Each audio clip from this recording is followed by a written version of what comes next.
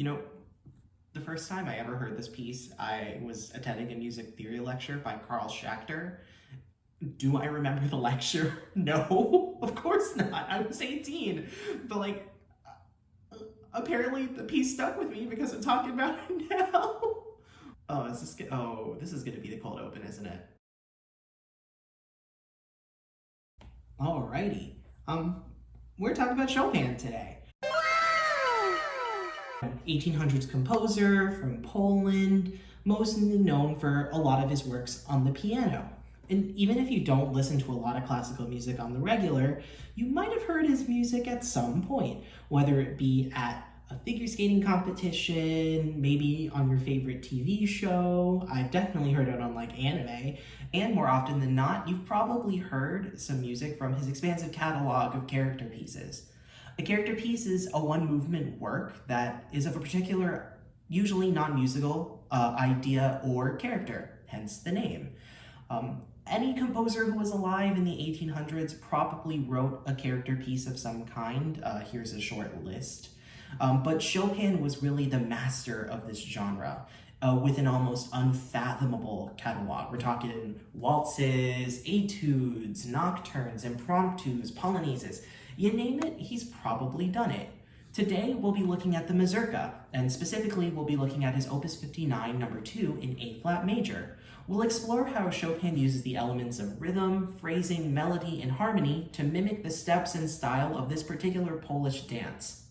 The overall form of this piece is ternary, with pretty clear A and B sections that are followed by an A prime and coda section.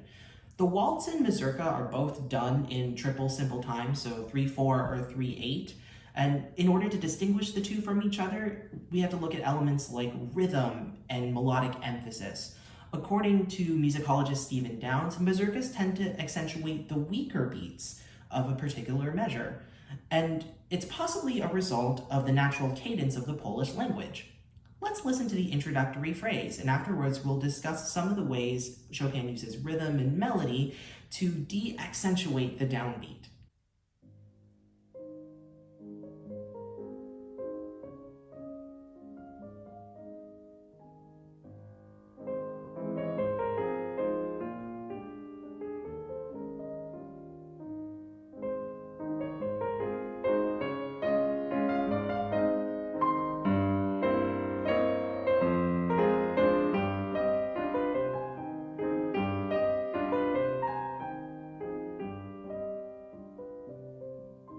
Downes identifies several rhythmic tropes that appear in a typical mazurka, which you can see here.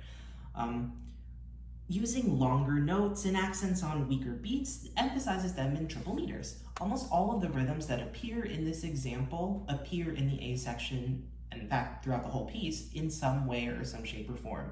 They're not exactly linked together in the way that Downes describes, but if you take fragments of these passages, you can see these rhythms in Chopin's piece. The melody of this piece heavily de-accentuates or de-emphasizes the downbeats of any given measure.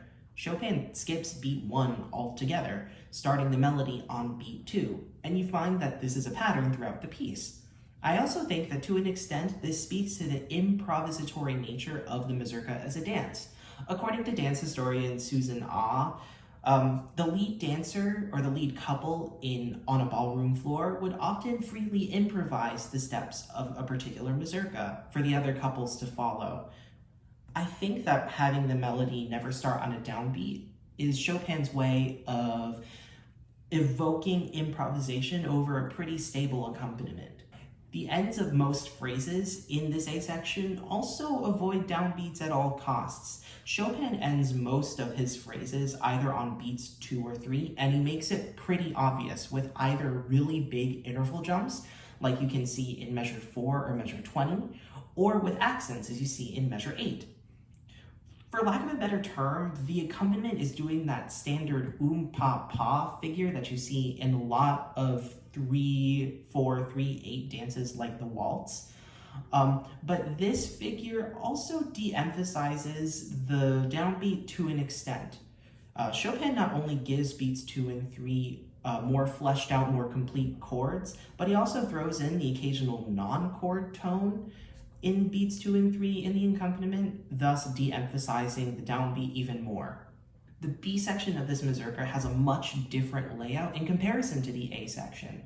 Whereas the A section of this piece is basically a modified sentential form with 3 basic ideas, an 8-measure continuation, and a 2-measure tag, section B is much more fragmentary in all aspects.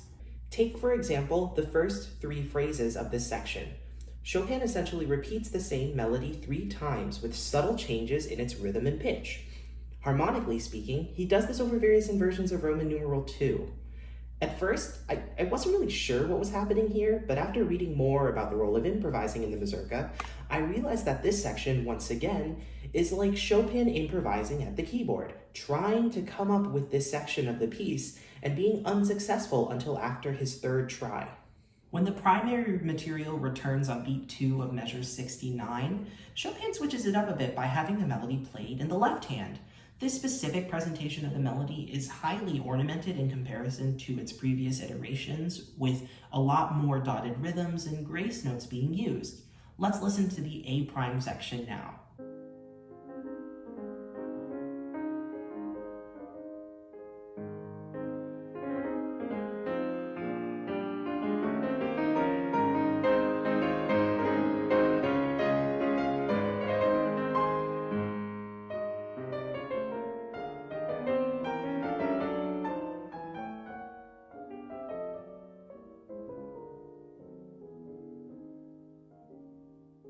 Even though there's a high degree of virtuosity being placed on the downbeats through grace notes and dotted rhythms, Chopin still finds a way to de-emphasize it through the same conventions that he used at the beginning. There are still bigger interval leaps and accents being placed on the upbeats, thus de-emphasizing the ornamented downbeats. This A prime section also has a really chromatic transition into the coda. It explores a lot of key areas and tonal areas until we hit a pretty clear cadential 6/4 chord on beat 2 of measure 88. The harmonic and melodic rhythm starts to slow down at measure 89, which starts the coda of the piece. It gently oscillates between Roman numeral 1 and Roman numeral 5, maybe signaling the end. But just as you think the piece ends, Chopin picks up the tempo at measure 101 and has the right hand begin a long string of virtuosic 8th notes. Let's listen to that section now.